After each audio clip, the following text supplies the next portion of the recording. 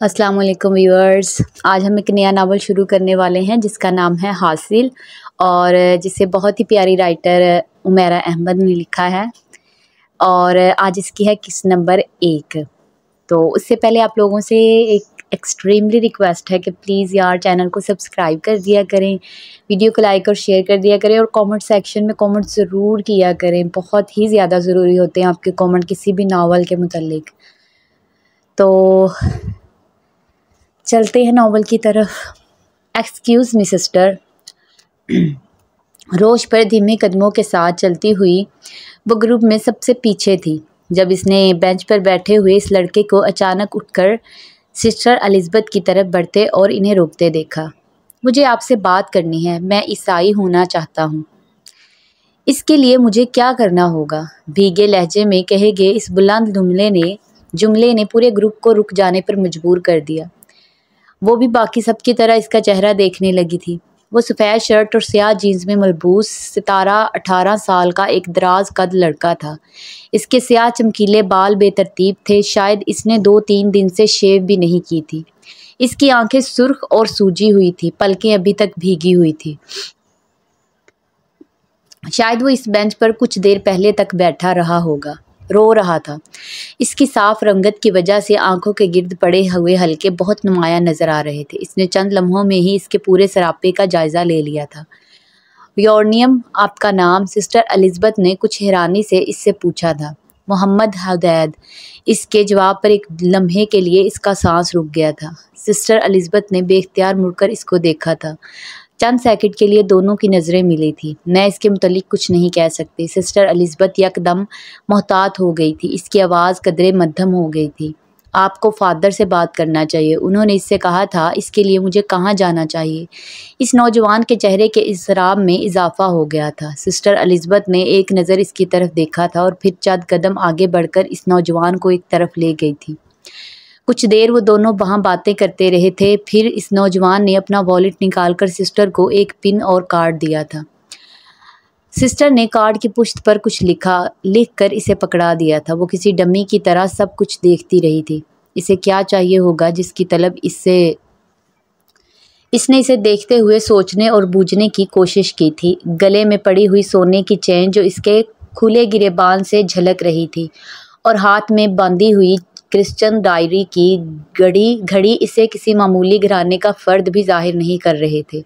और अगर रुपया पैसा है और रुपया कमाने के लिए किसी बाहर के मुल्क की वीज़े, वहाँ सियासी पनाह और फिर नेशनैलिटी की भी ज़रूरत नहीं हो, तो फिर ये सब क्यों करना चाहता है? वो अभी भी उलझी हुई थी। चंद मिनटों बाद इसने इस नौजवान को वॉलेट जेब में डालकर वापसी इसी बेंच की तरफ जाते देखा था और सिस्टर एलिज़ाबेथ को अपनी जानिब आते देखा था। इनकी वापसी पर किसी ने इससे कोई सवाल नहीं किया था। रोश पर फिर पहले की तरह सबकी चहलकदमी शुरू हो गई थी, मगर वो वहाँ से जाना नहीं चाहती थी।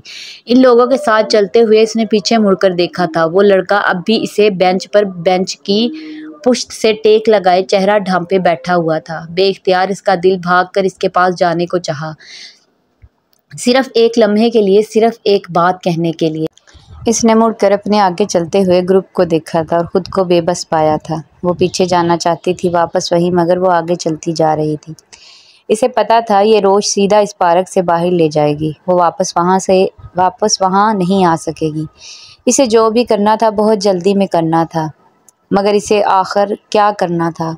रोश पर चलते चलते वो घास पर चलने लगी थी। बड़े नामहसूस तरीके से इसने अपना जूता उतार दिया था और फिर इसी तरह सब लोगों के साथ चलती रही। एक बार फिर इसने पीछे मुड़कर देखा था। बहुत दूर बेंच पर अब वो एक नुक्ते की सूरत में नज़र आ रहा था, मगर वो वहाँ था। वो लोग गेट के पास पहुँच गए थे। ओह गॉड सिस्टर, मैं अपना जूता वहीं घास पर भूल आई। मुझे पता ही नहीं चला कि मैं नंगे पाँव चल रही थी, इसने सिस्टर एलिज़ाबेथ से कहा था। कहाँ उतारा था? सिस्टर ने कुछ तशवीश से देखा था। मुझे अच्छी तरह याद है, वो इस दरख्त के पास जो झाड़ी नज़र आ रही है, वहीं से गुज़रते गुज़रते मैंने जूता उतारा था। मेरा ख्याल था हम वापस उधर से ही गुज़रेंगे तो मैं जूता पहन लूँगी, मगर फिर आपने इस गेट से निकलने का फ़ैसला कर लिया। मैं बस 5 मिनट में लेकर आती हूँ, इसने चलते हुए कहा था। वो वापस मुड़ गई थी। रोश पर चलने की बजाय इसने घास पर भागने शुरू कर दिया था। वो जल्द अज जल्द इसके पास पहुँच जाना चाहती थी। چند منٹ بھاگنے کے بعد اس نے سر اٹھا کر اس نظر آنے والے بینچ کو دیکھا تھا جس پر وہ بیٹھا ہوا تھا، مگر اب وہ بینچ خالی نظر آ رہا تھا۔ اسے بے اختیار ٹھوکر لگی تھی۔ اسے بینچ کے قریب بینچ بھی خالی نظر آ رہے تھے۔ وہ بے اختیار آگے بھاگتی چلی گئی۔ اس نے پارک کے روشوں پر چلتے لوگوں میں اسے ڈھونڈنے کی کوشش کی تھی، مگر وہ اسے نظر نہیں آیا تھا۔ اس نے بے اختیار بھاگ کر گیٹ سے باہر نکلنے کی کوشش کی تھی۔ اس کی چادر کا ایک کونا گیٹ میں اٹک گیا تھا۔ وہ اسے چھڑانے میں وقت ضائع نہیں کرنا چاہتی تھی۔ ننگے سر اور ننگے پیر بھاگتی ہوئی وہ گیٹ پار کر کے باہر نکل گئی تھی۔ گاڑی تب تک ایک سناٹے کے ساتھ ٹرن کر کے سڑک پر پہنچ چکی تھی۔ جب تک وہ سڑک پر پہنچتی تب تک کار اس کی پہنچ سے بہت دور ہو چکی تھی۔ اس نے بے بسی سے دور جاتی ہوئی کار کو دیکھا تھا، پھر ایک ٹھنڈی سی اس کے جسم میں اتر گئی تھی۔ ٹھنڈک سی اس کے جسم میں اتر گئی تھی۔ پہلی بار اسے احساس ہوا کہ وہ گیٹ کے باہر اور اندر جانے والے لوگوں کی توجہ کا مرکز بن چکی ہے۔ اسے ان نظروں کی پرواہ نہیں تھی۔ اسے اس وقت کسی بھی چیز کی پرواہ نہیں تھی۔ گیٹ کے قریب آتے ہی اس نے چوکی دار کے ہاتھ میں اپنی چادر دیکھ لی تھی۔ اس نے اسے دیکھ کر چادر اس کی طرف بڑھا دی تھی۔ ہونٹ بھینچے ہوئے اس نے چادر لے کر اوڑھ لی تھی۔ کیا بات ہے بی بی، کیا ہوا ہے؟ چوکی دار متجسس تھا۔ اس نے جواب نہیں دیا تھا۔ چپ چاپ اندر چلی گئی تھی۔ روش سے گھاس پر اتر کر اس نے مطلوبہ جگہ جوتا تلاش کرنے کی کوشش کی تھی۔ اسے جوتا نہیں ملا۔ یا تو وہ جگہ بھول چکی تھی یا پھر کوئی جوتا اٹھا چکا تھا۔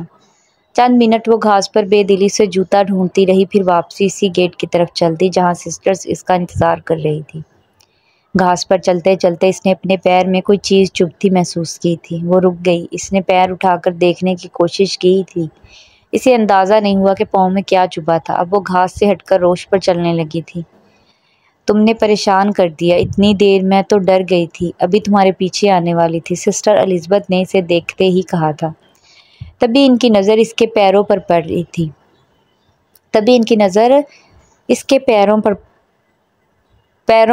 تھی۔ کیا ہوا، جوتا نہیں ملا؟ انہوں نے کچھ حیران ہو کر پوچھا تھا۔ اس نے سر کی جنبش سے انکار کیا تھا۔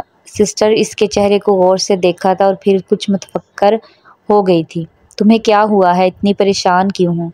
کچھ نہیں ہوا سسٹر، کچھ بھی نہیں ہوا، بس جو ڈھونڈ رہی تھی وہ نہیں ملا۔ حالانکہ میں تو یقین کریں میں نے بہت کوشش کی تھی، پھر بھی پتہ نہیں کیوں۔ وہ بڑبڑائی تھی۔ سسٹر الزبتھ نے اس کی آنکھوں میں امڑتی ہوئی نمی کو دیکھا تھا اور پھر اس کے گال کو چھوتے ہی ہوئے اسے جیسے تسلی دینے کی کوشش کی تھی۔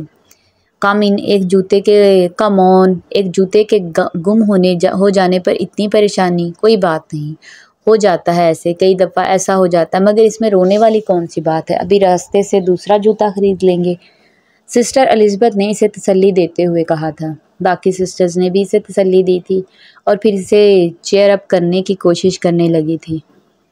وہ آنکھوں میں تیرتی ہوئی نمی کو اپنے اندر اتارنے کی کوشش کرنے لگی تھی۔ پچھلے کئی دنوں سے وہ سسٹر الزبتھ کے دیے ہوئے پتے پر جا رہا تھا۔ فادر جوشوا کے پاس جا کر اس نے انہیں سب کچھ کہہ دیا تھا۔ اس کے ساتھ کیا ہوا تھا، وہ خود کو کیا سمجھ رہا تھا، اس کا ذہنی خلجان، اس نے ہر چیز کھل کر بتائی تھی۔ فادر جوشوا نے بڑی محبت اور توجہ سے اس کی ساری گفتگو سنی تھی اور پھر دیر تک اسے اولڈ اور نیو ٹیسٹمنٹ سے کچھ چنی ہوئی باتیں بتاتے رہے۔ حضرت عیسیٰ کی مسیحی اور معجزات، مدر میں کی بے گناہی اور پاک بازی، ان کی آزمائش، حضرت عیسیٰ کی تنہا زندگی جو انہوں نے لوگوں کے لیے وقف کر دی تھی، اور پھر انہی لوگوں کے ہاتھوں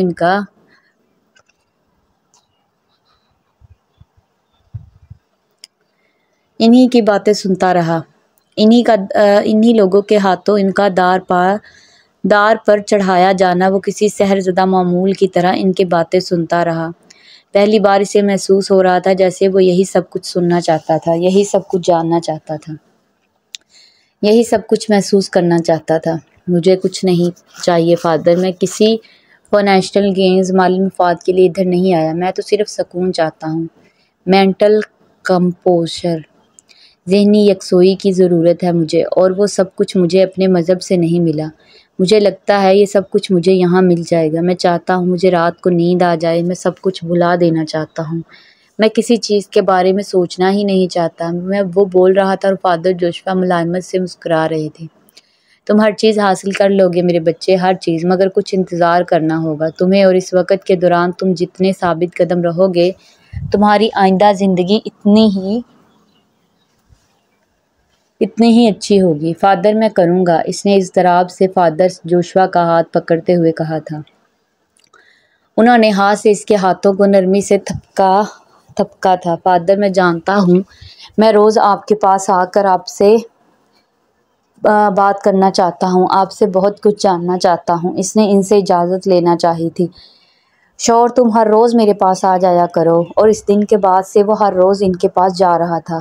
1-1.5 گھنٹہ وہ ان کے پاس بیٹھا رہتا، پھر اٹھ کر آ جاتا، مگر اسے 1-1.5 گھنٹے میں اس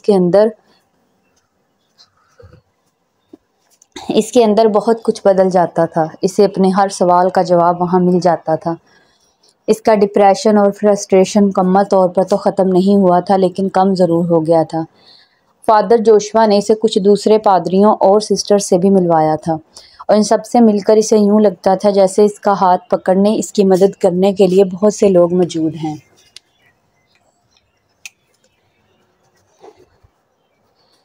اور ہر ایک پہلے سے زیادہ مخلص تھا۔ اسے اپنی نئی دنیا بہت اچھی لگ رہی تھی۔ چند ہفتوں میں وہ بڑی حد تک بدل چکا تھا۔ ابھی اس نے باقاعدہ طور پر وہ مذہب تبدیل نہیں کیا تھا۔ ابھی فادر جوشوا کی دی ہوئی کتابیں اور پمفلٹس پڑھتا رہتا تھا۔ چند ہفتوں کے اندر مذہب تبدیل کرنے کا اس کا فیصلہ مستحکم ہو گیا تھا۔ تھوڑی بہت جھجک تھی، وہ بھی اب ختم ہو گئی تھی۔ 1-1.5 ہفتے تک باقاعدہ طور پر وہ اپنے مذہب تبدیل کرنے والا تھا۔ 31 دسمبر کی رات کو تھینکس گیونگ پریئر کے لیے وہ کیتھیڈرل آیا تھا۔ وہ کئی دنوں سے باقاعدہ چرچ جا کر سروس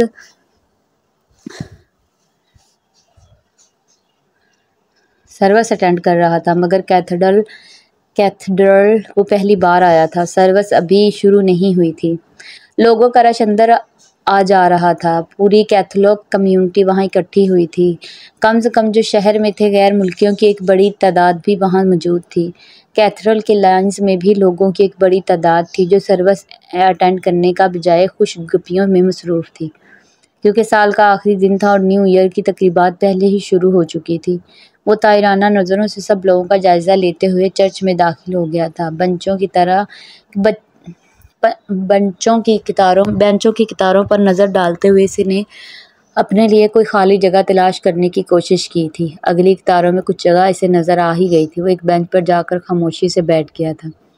دعا کی کتاب نکال کر اس نے ہاتھ میں لے لی تھی۔ کچھ دیر تک وہ اسے دیکھتا رہا، پھر اس نے کتاب بند کر دی۔ ایک عجیب سی اداسی اس کے وجود پر چھا رہی تھی۔ اسے اپنے آپ سے اس ماحول کا حصہ نہیں لگ رہا تھا۔ وہ سب پیدائشی عیسائی تھے اور وہ پیدائشی مسلمان تھا۔ ان میں سے ہر ایک اسے خود سے سپیریئر لگ رہا تھا۔ وہ بہت سے کمپلیکسز کا شکار تھا، مگر اسی طرح احساس کمتری اسے پہلی بار ہو رہا تھا۔ سروس کی تیاری جاری تھی۔ اس پر ایک عجیب سی تھکن سوار تھی۔ بینچ کی پشت سے ٹیک لگا کر اس نے آنکھیں بند کر لی۔ تبھی اسے احساس ہوا تھا اس کے بائیں جانب کوئی آ کر بیٹھا تھا۔ اس نے آنکھیں نہیں کھولی تھی، جانتا تھا آہستہ آہستہ تمام بینچ لوگوں سے بھر جائیں گے۔ بہت اچھا لگ رہا ہے یہاں، اس نے اپنے قریب ایک مدھم پرسکون مگر اجنبی آواز سنی تھی۔ اس نے اب بھی آنکھیں نہیں کھولی تھیں۔ شاید یہ جملہ کسی اور سے کہا گیا تھا۔ اس نے سوچا تھا، آج کی شام میری زندگی کی سب سے اچھی شام ہے۔ حدید آواز وہی تھی، مگر اس بار اس کا نام بھی لیا گیا تھا۔ اس نے برق رفتاری سے آنکھیں کھول کر اپنے بائیں جانب دیکھا تھا۔ اس کے بہت قریب سیاہ سوٹ میں ملبوس ایک لڑکی بالکل اسی کی طرح بینچ کی پشت سے ٹیک لگائے اور آنکھیں بند کیے بیٹھی تھی۔ سیاہ چادر اس کے سر کو ڈھانپے ہوئے تھی۔ سیاہ چادر کی اوٹ میں سے نظر آنے والا چہرے پر عجیب طرح کا سکون اور ٹھہراؤ تھا، مگر اس کیفیت کے بغیر بھی وہ بے حد خوبصورت نظر آتی۔ اس نے گہری نظروں سے اس کا جائزہ لیا تھا اور پھر الجھن کا شکار ہو گیا تھا۔ وہ لڑکی اب آنکھیں بند کیے ٹیک لگائے خاموش تھی، اور وہ بھی سوچ رہا تھا کہ واقعی وہ اس سے مخاطب ہوئی تھی یا اس سے غلط فہمی ہو گئی تھی۔ وہ اس کا چہرہ دیکھتے ہوئے سوچ رہا تھا۔ اس سے پہلے کہ وہ اس سے کچھ پوچھتا دفعتاً اس نے آنکھیں کھول دی تھیں، مگر اس کی طرف دیکھنے کی بجائے وہ سامنے لگے ہوئے ہولی کراس کو دیکھ رہی تھی۔ اس دن میں نے سوچا تھا میں دوبارہ کبھی تمہیں دیکھ نہیں پاؤں گی، اور دوبارہ نہ دیکھتی تو وہ سامنے دیکھتے ہوئے اسی طرح بولی تھی جیسے کوئی سرگوشی کر رہی ہو۔ حدید اب واقعی الجھن کا شکار ہو گیا تھا۔ دیکھیں، میں نے آپ کو پہچانا نہیں ہے۔ میرا خیال ہے ہم پہلے کبھی نہیں ملے اور نہ ہی مجھے سمجھ میں آ رہا ہے کہ آپ کو میرے نام کیسے معلوم ہے۔ کیا آپ اپنا انٹروڈکشن کروائیں گی؟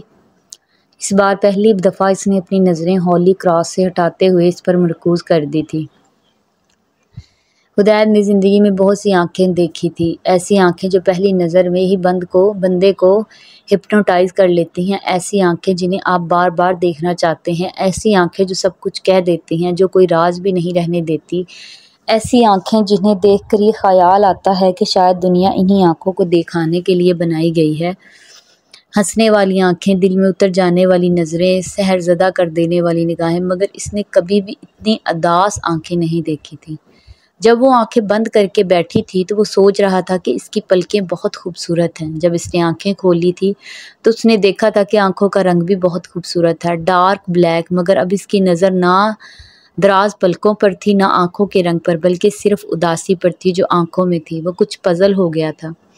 آپ نے مجھے اس لیے نہیں پہچانا کیونکہ آپ نے مجھے کبھی دیکھا ہے، نہ مجھ سے کبھی ملے ہیں، مگر میں آپ کو اس لیے پہچانتی ہوں کیونکہ آپ کو دیکھ بھی چکی ہوں اور آپ سے مل بھی چکی ہوں۔ حدید کرسٹینا نے ایک گہری سانس لی تھی۔ اس دن میں نے آپ کو پارک میں دیکھا تھا، آپ سسٹر الزبتھ کے پاس آئے تھے۔ اس نے حدید کو یاد دہانی کروائی تھی۔ حدید نے غور سے اسے دیکھا مگر پہچان نہیں پایا۔ اس دن ویسے بھی جس کیفیت میں تھا شاید کسی کو بھی نہ پہچان پاتا، اور سسٹرز کے جس گروپ کے پاس وہ گیا تھا وہ خاصا لمبا چوڑا تھا۔ اب ان میں یہ لڑکی بھی شامل تھی یا نہیں وہ نہیں جانتا تھا، مگر اس نے سر ہلا دیا۔ ہاں، ہو سکتا ہے آپ وہاں ہوں، بہرحال میں نے آپ کو نہیں دیکھا۔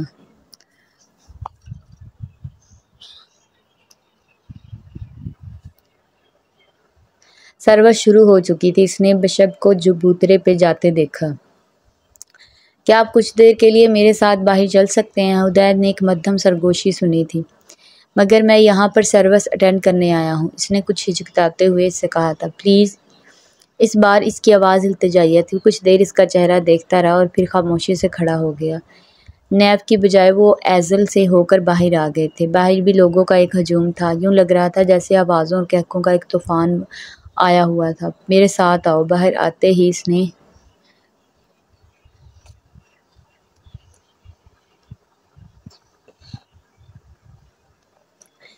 نے کرسٹینا کو کہتے سنا تھا۔ وہ خاموشی سے اس کے پیچھے چل پڑا۔ وہ اسے کیتھیڈرل کے ایک قبی حصے میں لے آئی تھی۔ اس طرف نسبتاً خاموشی تھی۔ وہ وہاں موجود ایک بینچ پر بیٹھ گئی۔ حدید اسے دیکھتا ہوا اس بینچ پر بیٹھ گیا۔ بینچ کے قریب لیمپ پوسٹ کی روشنی نے ان دونوں کو بہت نمایاں کر دیا تھا۔ تم کرسچن کیوں ہونا چاہتے ہو؟ کچھ دیر کی خاموشی کے بعد اس نے پوچھا تھا۔ تم مسلمان کیوں ہونا چاہتی ہو؟ تم مسلمان کیوں ہونا چاہتی ہو؟ سوال کا جواب سوال سے دیا گیا تھا کیونکہ یہ سچا مذہب ہے۔ میں بھی کرسچینٹی، عیسائیت کے بارے میں یہی سوچتا ہوں۔ تم غلط سوچتے ہو۔ اسلام کے علاوہ کوئی مذہب سچا نہیں ہے۔ کیا میں بھی یہ کہوں کہ تم غلط سوچتی ہو؟ عیسائیت کے علاوہ کوئی ریلیجن مذہب سچا نہیں ہے۔ حدید کی ثابت قدمی اس سے کم نہیں تھی۔ وہ کچھ بے بسی سے اس کا چہرہ دیکھنے لگی تھی۔ تمہیں اپنے مذہب سے اتنی نفرت کیوں ہے؟ اگر یہی سوال میں تم سے پوچھوں تو تمہیں اپنے مذہب سے اتنی نفرت کیوں ہے؟ حدید نے ایک بار پھر اس کے سوال کا جواب سوال سے دیا تھا۔ مجھے اپنے مذہب سے نفرت نہیں ہے، کرسٹینا نے ہلکی آواز میں کہا تھا۔ پھر بھی تم اپنے مذہب چھوڑ دینا چاہتی ہو۔ وہ اس کا چہرہ دیکھنے لگی تھی۔ اس لیے چھوڑ دینا چاہتی ہوں کیونکہ میں نے سچائی پا لی ہے۔ کون سی سچائی؟ کیسی سچائی؟ مجھے تو آج تک اپنے مذہب میں کوئی سچائی نظر نہیں آئی۔ مجھے اگر کہیں سچائی نظر آتی تمہارے مذہب میں۔ وہ جیسے ہی یکدم پھٹ پڑا تھا۔ بعض دفعہ جو چیز آپ کو نظر آتی ہے وہ فریب ہوتا ہے۔ نظر کا دھوکہ، اور جب تک یہ بات پتہ چلتی ہے بہت دیر ہو چکی ہوتی ہے۔ اتنی دیر کہ نہ آپ آگے جا سکتے ہیں نہ پیچھے۔ میں چاہتی ہوں حدید تمہارے ساتھ یہ نہ ہو۔ حدید نے اس کی آنکھوں نے آنسو نہیں دیکھے تھے مگر اس کی آواز میں لرزش تھی۔ وہ بے یقینی کے عالم میں اسے دیکھنے لگا تھا۔ آخر یہ میری اتنی ہمدرد کیوں بن رہی ہے؟ اس نے تلخی سے سوچا تھا۔ ناول کا یہ پہلا ایپیسوڈ اگر آپ لوگوں کو پسند آیا تو کمنٹ سیکشن میں ضرور بتائیے گا۔ اگلے ایپیسوڈ کے لیے اللہ حافظ۔